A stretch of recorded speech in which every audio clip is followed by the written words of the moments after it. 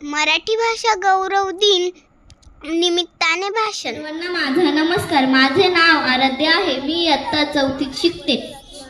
अध्यक्ष, मान्य पूज्य गुरुजन वर्ग व येथे उपस्थित असणाऱ्या माझ्या मित्रमैत्रिणींनो, मी आज तुम्हाला मराठी भाषा गौरव दिनाच्या निमित्ताने जे काही 2 शब्द सांगणार आहे ते तुम्ही शांतचित्ताने ऐकावे अशी माझी नम्र विनंती.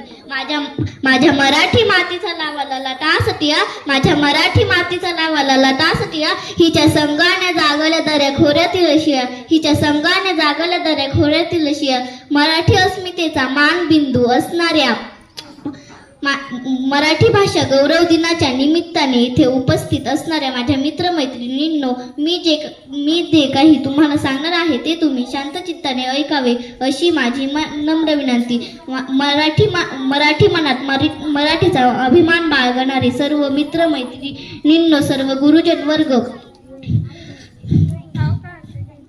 हे मी जे काही तुम्हाला सांगणार आहे ते तुम्ही शांतचित्ताने ऐकावे. ज्ञानपीठ व पद्मभूषण पुरस्कार विजेते श्री कुसुमाग्रज कविश्रेष्ठ कुसुमाग्रज यांच्या जन्मदिनाचे औचित्य साधून असणाऱ्या म्हणजेच विष्णू वामन शिरवाडकर यांच्या जन्मदिनाचे औचित्य साधून मराठी भाषा गौरव दिन जगभरात साजरा केला जातो. कुसुमाग्रज यांच्या मराठी साहित्यातील अतुलनीय योगदानाबद्दल मराठी भाषा प्रेमींकडून हा दिवस उत्साहात साजरा केला जातो.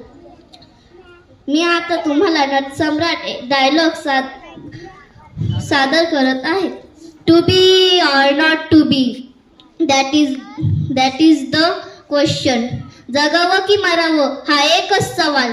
या दुनियेच्या उकिरड्यावर खरकट्या पत्रावळीचा तुकडा होऊन जगावं बेशरम लाचार आनंदानं, की फेकून द्यावं या देहाचं लक्तर त्यात गुंडाळलेल्या जाणीवेच्या यातनसह.